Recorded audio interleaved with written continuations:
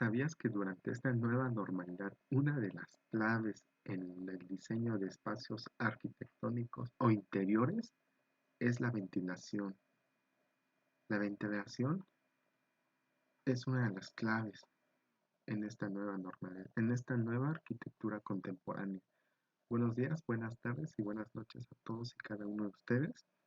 Hoy quiero presentarles un tema extraordinario, un tema muy importante en la arquitectura que es clave, que es una base para poder generar proyectos de mejor calidad.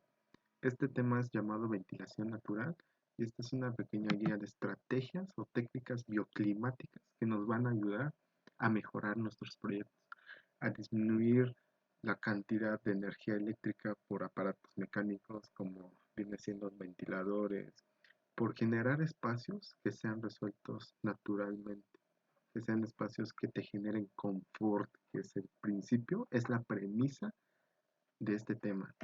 Principalmente la ventilación natural. ¿Qué es la ventilación natural? Aquí tenemos un breve concepto que nos menciona, es la ventilación en la que la renovación del aire se produce exclusivamente por acción del viento. En este caso, nosotros podemos ver, existen muchísimas maneras de ventilar un espacio arquitectónico. Y aquí lo clave, ¿cuál es? Lo clave es saber ventilar correctamente los espacios. Como se muestra aquí, la renovación del aire se da el- por las aberturas de un espacio. Para que, ¿cómo sabemos si un espacio se renueva correctamente el aire? Es, es decir, en pocas palabras, en palabras simples, la renovación de aire o cambios de volúmenes de aire es cuando en todo el espacio interior se intercambia el aire por la abertura por un cierto o determinado tiempo, cambia la calidad o cambia el aire que tenemos ahí, expulsas el dióxido de carbono y añades más aire. Esto por medio de las aberturas. En esta pandemia, algo clave aquí es cómo ventilar. Y uno de los principales puntos que yo te quiero comentar es, existen muchos tipos de ventilación. Por ejemplo, aquí tenemos la ventilación normal, que viene siendo solamente una abertura y está el espacio, como comúnmente es una casa habitación, que regularmente tenemos una sola abertura y eso se llama recirculación del aire. ¿Qué pasa cuando tenemos eso? En un espacio post pandemia, lo que generaría sería el, como su nombre lo dice, es en palabras simples, es que el aire gire o haga siglos, o tenga ciclos, mejor dicho, lo cual el aire nuevo o no se renueva correctamente el aire. Una manera correcta de ventilar post pandemia es por medio de la ventilación cruzada. Aquí se muestra que el principio para que esto se cumpla es que exista una abertura A de entrada y una abertura B de salida. Esto genera un cambio de volumen de aire correcto, lo cual hace que el espacio totalmente se renueve el aire. Y algo también importante es que aproximadamente en una renovación del aire que se da en un espacio es variante. Por ejemplo, en una cocina que en una recámara, nosotros sabemos que en la cocina debemos de tener más renovaciones de aire y eso es algo importantísimo. Aquí se muestra cómo eran ventilados los espacios antes de la pandemia y, por ejemplo, la ventilación que debe de tener después de una pandemia. Es una ventilación diferente. Son espacios más amplios, son espacios más flexibles. Posteriormente existe algo que se llama síndrome del edificio enfermo. Es un conjunto de sintomologías y enfermedades originadas o estimuladas por la contaminación del aire en los espacios cerrados. Y esto es algo que se ve mucho, pero es algo que se da muy poca prioridad. Y ¿Qué ocasiona esto? Las sintamologías, lo que lo ocasiona es que son espacios cerrados. ¿Qué pasa? Te quiero poner un ejemplo de estas sintamologías. Es que un ejemplo básico, ¿qué pasa si tú, supongamos, quieres ir de viaje y alistas tus cosas, y absolutamente por seguridad, para que no entre lluvia, para que no entre nadie en tu cuarto donde rentas, por ejemplo, cierras absolutamente todo? Puedes salir, supongamos te vas un mes, ¿qué pasa cuando regreses? Va a tener un olor muy húmedo, va a tener posiblemente problemas mm, de creación de animales o de algunos bichos. Esto genera la falta de oxigenación. Esto es algo muy peligroso, es algo que nosotros debemos de tomar en cuenta, y porque te puede generar cuáles son las causas. Por ejemplo, el tener ordenadores, ventilación artificial por medio de aire acondicionado, por ejemplo, el papel, el humo de tabaco, el fumar dentro de una oficina, por ejemplo, lo que genera viene siendo las irritaciones por la sequedad y picor en los ojos. Te puede generar problemas respiratorios como tos, diarrea, etcétera. Y algo, una falta de mantenimiento, cultura del mantenimiento de limpieza puede ocasionar también esto. ¿Y cómo lo podemos solucionar? Esto se soluciona con varias maneras. Te voy a recomendar algunas, pero existen muchas más. Lo que puedes hacer es ventilar más naturalmente, tener más aberturas de ventilación. Como te decía, una de las correctas maneras es por medio de ventilación cruzada. Iluminar más naturalmente para que tenga la suficiente iluminación en el interior. Añadir vegetación en el interior, plantas, eso también puede ayudar. Tener espacios limpios y espacios flexibles. Eso nos puede ayudar bastantísimo a evitar este problema. El siguiente tema es la ventilación, el enfriamiento estructural. Este consiste en el enfriamiento de las estructuras mediante el cambio de aire interior por el aire exterior puro, siempre y cuando que la temperatura exterior sea menor que la interior. Esto es algo muy importante porque prácticamente esto nos va a ayudar a refrescar el espacio arquitectónico, y es algo que debe de tomarse en cuenta en el diseño. Muchas veces las personas nos ven diseñando y solamente piensan que hacemos un dibujito, pero es mucho análisis, es analizar muchas perspectivas, analizar muchos factores para poder obtener un resultado. Posteriormente, el enfriamiento fisiológico se da en el área en movimiento al pasar por una superficie de la piel. Acelera la disipación de calor en dos maneras, aumentando la pérdida de calor por convección y acelerando la evaporación. Esto prácticamente es el cuerpo humano, y por medio de el aire nos ayuda a disminuir la temperatura, y eso es algo muy importante a tomar en cuenta. También existen tipos de ventilaciones en edificios, como te decía. Por ejemplo, los activos, ventilación mecánica.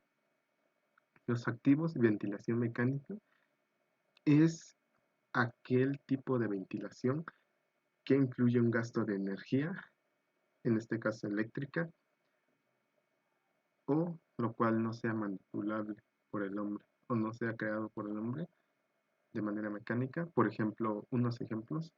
Aquí tenemos ventiladores. Este es un ejemplo de ventilación mecánica, lo cual genera gastos de energía eléctrica y por consecuencia un gasto económico. Te hace refrescar el espacio, pero también genera gastos.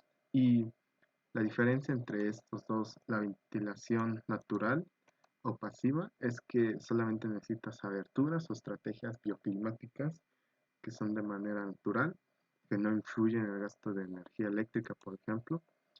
Son maneras mejores de resolverlo.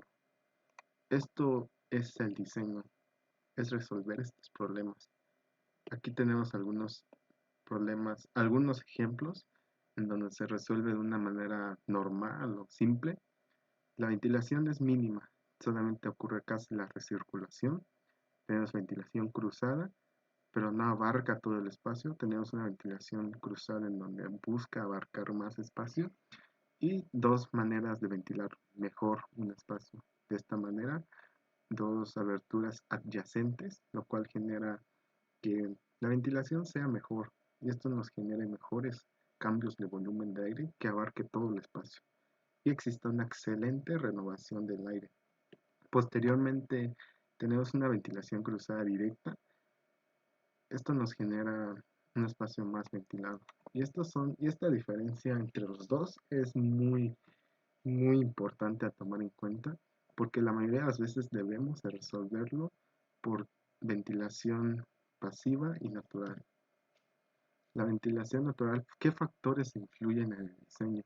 Por ejemplo, la contaminación de un lugar es algo que nos puede ayudar o afectar. Por ejemplo, el tener un espacio o una zona muy contaminada por gases tóxicos, por ejemplo, queman basura cerca de tu zona, pues no podrías ventilar correctamente de una manera natural. Tendrías que buscar estrategias de diseño bioclimático como generar barreras vegetales, por ejemplo, tener un árbol en el cual nos absorba estos olores, por ejemplo, y nos ayude en la purificación. Por ejemplo, la orientación de los espacios, el tener una orientación oeste, por ejemplo, en la tarde, te genera una ventilación cálida. Tener muchas aberturas en el norte, en la orientación norte, en una zona muy fría, nos va a ocasionar espacios interiores muy fríos. Y tener, por ejemplo, aberturas en, en una orientación correcta en el sur, por ejemplo, en una zona cálida, nos va a generar, o en el norte, o tener un árbol, nos va a generar un microclima, lo cual va a generar que el espacio interior sea más fresco. Estas son algunos ejemplos que podríamos tomar en cuenta y es algo muy clave. La forma del edificio también es algo que influye mucho.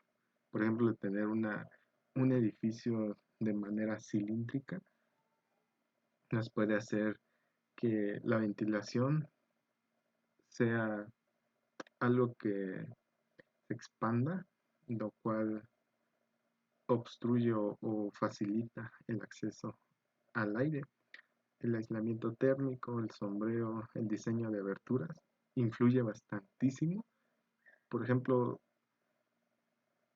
las aberturas deben de ser muy claves, no deben de ser aberturas que sean diseñadas correctamente a la necesidad, la masa térmica y posteriormente los tipos de ventilación natural.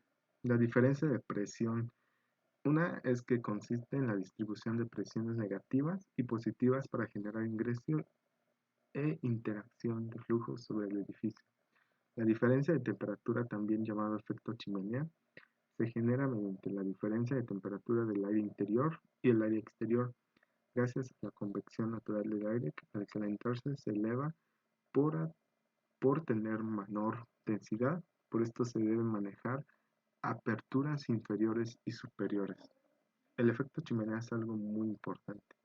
Es algo que nos puede ayudar a refrescar un espacio interior. Este ejemplo se puede aplicar en espacios en donde la temperatura es muy alta y nos puede refrescar absolutamente y correctamente el espacio interior. Y los criterios de diseño por diferencia de presión. Aquí se muestran algunos ejemplos de la orientación. Como te decía, la orientación o ubicación de aberturas en un espacio es muy importante. Prácticamente los ejemplos que te doy o te he dado son muy claves. Otro ejemplo, como te decía, el tener una... ¿Qué pasa cuando nosotros tenemos una ventana o un vano orientado al este en una recámara? En la mañana tenemos pequeños rayos de luz o insolación por medio del sol, los cuales nos va a calentar tenuamente el espacio interior, lo cual va a generar un, un microclima, lo que nos va a ayudar a tener un espacio interior fresco y cálido. En la ventilación transversal es el tipo de las altas aperturas para que el ingreso del aire genere un enfriamiento menos atractivo para los ocupantes. Es decir, que la ventilación no sea tan directa para las personas, lo cual no afecta o no influye mucho en las personas. Las aperturas al ingreso del aire a la altura del cuerpo mejora la ventilación cruzada.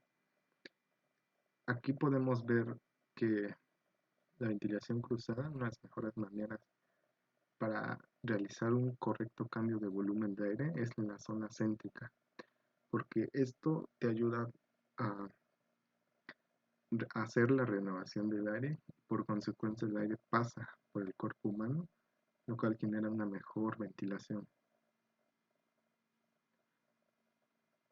Posteriormente, los criterios de diseño de diferencia de presión, el tipos y tamaños de aberturas también es muy importante.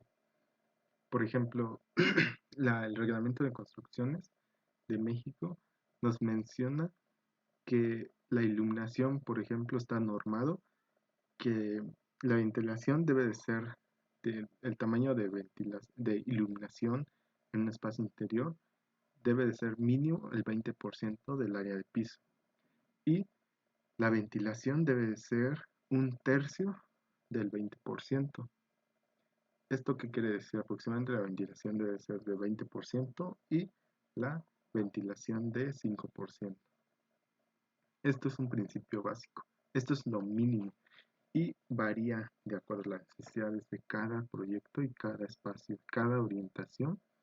Y eso es algo muy importante que debemos de tomar en cuenta siempre.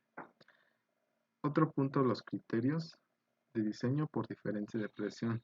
Las obstrucciones internas, que posteriormente o regularmente vienen siendo las celosías, en algunos casos nos ayudan a permitir el flujo cruzado independiente reduciendo las obstrucciones y también apertura interna define la velocidad del flujo.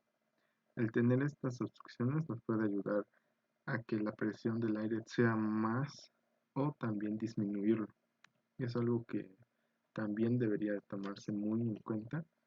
Y en este tema en este posterior tema, en la diferencia, los controles de aberturas y algunas estrategias, el tener las ventanas normales que son corredizas o una hoja vertical o abatible lateral o pivote superior o persiana nos ayuda a controlar la ventilación que pueda entrar en un espacio. El tener persianas, por ejemplo, nos obstruye que mucho aire entre y también el generar estos espacios nos ayuda a refrescar el espacio interior. Y podemos ver muchos ejemplos. La diferencia de temperatura del efecto chimenea es uno de los efectos más interesantes y mejores en la arquitectura. Por ejemplo, como te decía, esto se puede usar mucho en lugares o espacios en donde la temperatura sea muy alta, lo cual nos va a ayudar a que el aire generar algo que se llama microclima. Es decir, tenemos una temperatura más alta en el exterior y nosotros buscamos refrescar el interior. Ventilamos, aquí se muestran varios ejemplos, aquí se ventila en la parte más alta. Todo el aire que pasa en esta parte se va a ir ventilando, lo cual genera que todo el aire caliente suba y se refresca por medio de renovaciones de aire. Esto es clave. La ventilación es clave hoy en día y estoy seguro y les aseguro que va a ser una de las premisas que debemos de tomar en cuenta de hoy en adelante para el diseño de los espacios arquitectónicos. Gracias.